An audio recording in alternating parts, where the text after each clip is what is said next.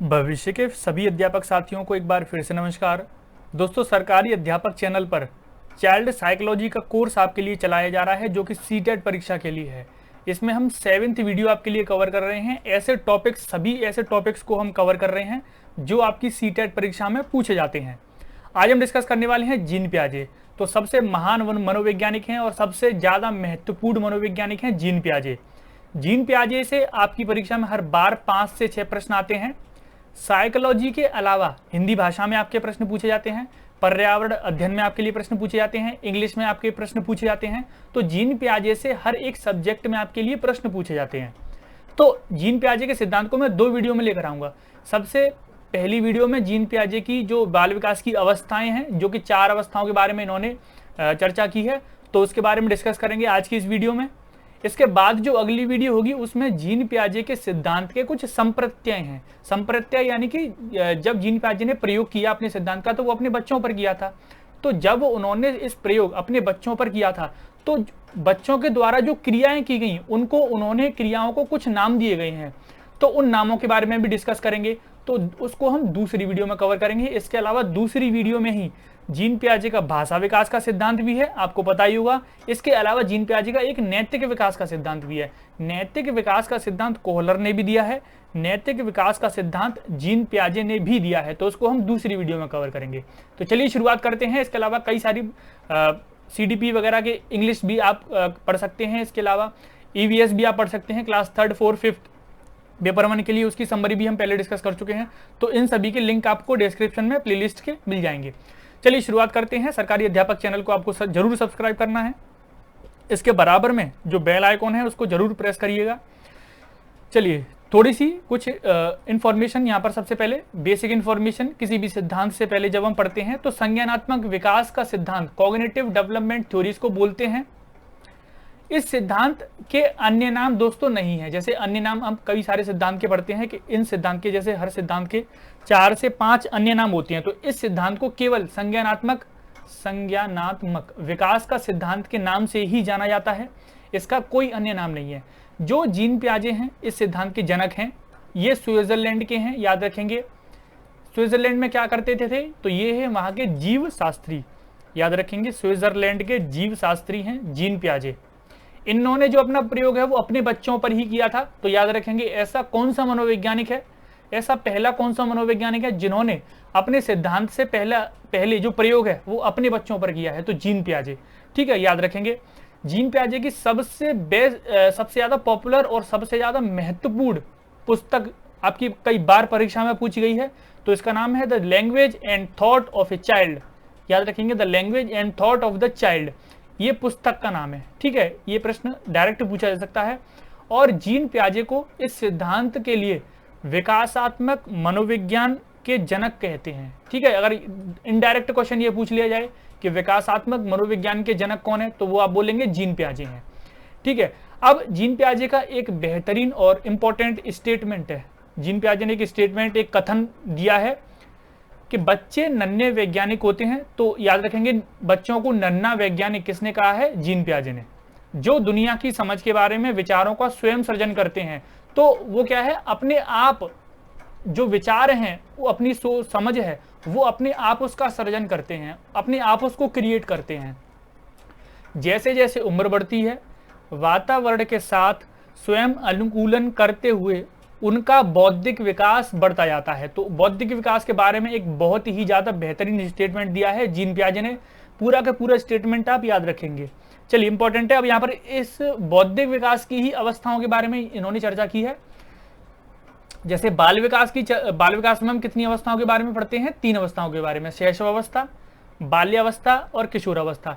लेकिन जीन पियाजे ने क्या है, इनको 4 भागों में बांटा है और 4 अवस्थाओं के बारे में हम यहाँ पर पढ़ते हैं। हर बार परीक्षा में एक प्रश्न यहां से भी आपका बनता है। तो चलिए शुरुआत करते हैं। सबसे पहली अवस्था का नाम है संवेदीय पेशी अवस्था। संवेदी पेशी अवस्था, इस अवस्था का जो समय है वो है 0 से 2 वर्ष, यानी कि जन्म से 2 वर्ष। अब इस अवस्था में देखिए, हर एक अवस्था में मैं आपके लिए कुछ ऐसे इंपॉर्टेंट पॉइंट्स शेयर करूंगा जो क्रिया बालक उस अवस्था में करता है। तो वो पॉइंट आप याद रखेंगे, बहुत ही ज्यादा इंपॉर्टेंट पॉइंट है।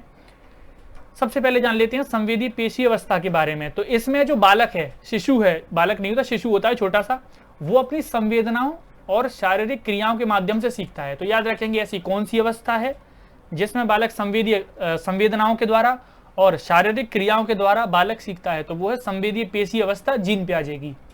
अब इसमें बालक ज्ञान किस तरह ग्रहण करता है, ये प्रश्न आपसे पूछा जाता है। तो देखकर, सुनकर, स्पर्श करके यानी कि टच करके, दंड द्वारा यानी कि उसको दंड देते हैं, कुछ थोड़ा सा उसका हल्ला वल्ला करते हैं तो थोड़ा सा दंड द्वारा, और स्वाद के माध्यम से चख कर ज्ञान ग्रहण बच्चा करता है इसमें। ठीक है, याद रखेंगे संवेदीय पेशी अवस्था में बालक वस्तुओं को देखकर, सुनकर, स्पर्श करके, दंड द्वारा और स्वाद के माध्यम से क्या है, ज्ञान ग्रहण करता है। तो ये है पहली अवस्था जिसको बोलते हैं संवेदी पेशी अवस्था। दूसरी अवस्था का नाम है दोस्तों पूर्व संक्रियात्मक अवस्था। इस अवस्था का जो समय है वो 2 से 7 वर्ष है। इस अवस्था को दूसरे नाम से भी जाना जाता है पूर्व वैचारिक अवस्था। विचार करने से पूर्व यानी कि पहले वाली अवस्था, यानी कि बालक क्या है, इसमें विचार नहीं कर पाता है। तो पूर्व संक्रियात्मक अवस्था को ही पूर्व वैचारिक अवस्था भी कहते हैं। दूसरा इंपॉर्टेंट पॉइंट है इस अवस्था का कि इसमें बालक दूसरों के संपर्क में आकर खिलौनों से और अनुकरण यानी कि कॉपी करना, इस चीजों से सीखता है। याद रखेंगे ऐसी कौन सी अवस्था है जिसमें बालक अनुकरण के द्वारा सीखता है, तो पूर्व संक्रियात्मक अवस्था। खिलौनों के माध्यम से दूसरों के संपर्क में आकर और अनुकरण से बालक इसमें सीखता है। इसमें बालक तार्किक चिंतन नहीं कर पाता, यानी कि तर्क नहीं कर पाएगा। जो चीजें उसको सामने हैं, जो चीजें सरल हैं, स्पष्ट हैं, उन्हीं के प्रति वो प्रतिक्रिया दे सकता है केवल। इसलिए इसे अतार्किक चिंतन की अवस्था भी कहते हैं। याद रखेंगे अतार्किक चिंतन की अवस्था किसे कहते हैं, पूर्व संक्रियात्मक अवस्था को। तो इस अवस्था के 2 नाम हो गए, पूर्व वैचारिक अवस्था, अतार्किक चिंतन की अवस्था, ये आप याद रखेंगे। इसके अलावा इसमें बालक क्या क्या चीजें यानी कि एक्टिविटीज करता है, तो हर एक अवस्था में पढ़ते हैं ये हम कि इस अवस्था में बालक क्या है, क्या क्या एक्टिविटी कर लेता है। तो गिनती गिनना, रंग पहचानना, ये 2 बहुत ही ज्यादा इंपॉर्टेंट है। गिनती गिनना और रंग पहचानना, यहाँ से प्रश्न पहले पूछा जा चुका है तो इसलिए इंपॉर्टेंट है। और नाम भी बता सकता है बालक इस अवस्था में, 2 से 7 वर्ष की बालक। ठीक है, तो याद रखेंगे गिनती गिनना, रंग पहचानना, नाम बताना आदि चीजें बालक करता है पूर्व संक्रियात्मक अवस्था में। आगे बढ़ते हैं दोस्तों। पूर्व संक्रियात्मक अवस्था को 2 भागों में पुनः फिर दोबारा से बांटा गया है। एक है पूर्व प्रत्यात्मक अवस्था, अंतःप्रज्ञ अवस्था। ठीक है, याद रखेंगे पूर्व प्रत्यात्मक अवस्था, अंतःप्रज्ञ अवस्था। और उसका समय था 2 से 7 वर्ष, तो इसको कर दिया है 2 से 4 और इसको कर दिया है 4 से 7। पहली जो अवस्था है पूर्व प्रत्यात्मक अवस्था, इसको खोजीय अवस्था भी कहते हैं क्योंकि इसमें क्या है, बालक ज्ञान की खोज करता है। इसको अहम केंद्रित अवस्था भी कहते हैं क्योंकि बालक किसी और से कोई मतलब नहीं रखता, केवल अपने आप में ही चिंतन करता है और अपने आप में ही मस्त रहता है, तो इसको अहम केंद्रित अवस्था कहते हैं। इसमें बालक किसी दूसरे के लिए कुछ नहीं सोचता है। अंतःप्रज्ञ अवस्था जो दूसरा पॉइंट, जो दूसरा सब टॉपिक है, सब हेडिंग है, इसको अपलटावी भी कहते हैं, अपलटावी अवस्था। और विचारों की अविलोमीयता, यानी कि विचार इसमें नहीं होते हैं तो इसलिए इसको विचारों की अविलोमीयता वाली अवस्था भी कहते हैं। तो 2 नाम केवल आप याद रखेंगे, केवल इतना ही इंपॉर्टेंट है। अब तीसरी अवस्था की तरफ चलते हैं। जो तीसरी अवस्था है इसको बोलते हैं मूर्त संक्रियात्मक अवस्था। ठीक है, पहले का समय था 0 से 2, 2 से 7, अब है 7 से 11। इस अवस्था का नाम, दूसरा नाम वैचारिक अवस्था भी कहते हैं क्योंकि इसमें क्या है, बालक विचार करने लग जाता है, सोचने लग जाता है, तो इसलिए इसको वैचारिक अवस्था भी कहते हैं। ठीक है, याद रखेंगे मूर्त संक्रियात्मक अवस्था को वैचारिक अवस्था भी कहते हैं। इसको दोस्तों चिंतन एवं तर्क का काल भी कहा जाता है। तो याद रखेंगे चिंतन एवं तर्क का काल किस अवस्था को कहा जाता है, तो मूर्त संक्रियात्मक अवस्था को। इस अवस्था में चिंतन की शुरुआत हो जाती है। देखिए, चिंतन पूर्ण रूप से नहीं करता है बालक, इससे बाद वाली जो अवस्था आएगी उसमें पूर्ण रूप से चिंतन करता है। इसमें केवल चिंतन की जो प्रक्रिया है वो शुरू हो जाती है, लेकिन और जो इसका जो चिंतन है वो केवल मूर्त अवस्था वस्तुओं के प्रति सीमित रहता है। यहाँ पर वस्तु का मूर्त वस्तुओं तक ही सीमित रहता है। मूर्त मतलब जो चीजें समक्ष रूप से हमारे सामने हैं। तो बालक के सामने अगर कोई वस्तु है, बालक के सामने अगर कोई खिलौना है, तो तब तक उसके बारे में सोचता है। बालक के सामने से वो चीज हट जाती है तो उसके बारे में ज्यादा बालक नहीं सोचता है। तो चिंतन की शुरुआत हो जाती है इस अवस्था में, और मूर्त वस्तुओं के प्रति ही उसका चिंतन सीमित रहता है। तो ये इंपॉर्टेंट काफी है और ये काफी ज्यादा कंफ्यूजिंग है, इसलिए मैंने इसमें काफी ज्यादा कंटेंट ऐड नहीं किया है, केवल उतना ही ऐड किया है जो आप याद रख सको। ठीक है, इस अवस्था में बालक दो वस्तुओं के बीच अंतर करना सीख जाता है। तो ये प्रश्न आपसे डायरेक्ट पूछा जा सकता है कि किस अवस्था में, जीन पियाजे की किस अवस्था में बालक दो वस्तुओं के बीच अंतर करना सीख जाता है। तो मूर्त संक्रियात्मक अवस्था। इसमें बालक तुलना करना सीख जाता है दो वस्तुओं के में, समानता असमानता बताना सीख जाता है, सही गलत का भेदभाव करना सीख जाता है और विभेदन क्षमता का गुण उसमें आ जाता है, यानी कि चीजों को विभेदन करना, चीजों को बांटना। तीसरा पॉइंट है इसमें बालक दिन तारीख महीना बताने काबिल हो जाता है। तो ये भी आप याद रखेंगे, मूर्त संक्रियात्मक अवस्था के कुछ इतने ही इंपॉर्टेंट पॉइंट हैं और जो सबसे ज्यादा इंपॉर्टेंट पॉइंट है केवल वही हम इस अवस्था में पढ़ते हैं। चलिए चौथी अवस्था की तरफ चलते हैं। जीन पियाजे की जो चौथी अवस्था का नाम है वो है औपचारिक संक्रियात्मक अवस्था।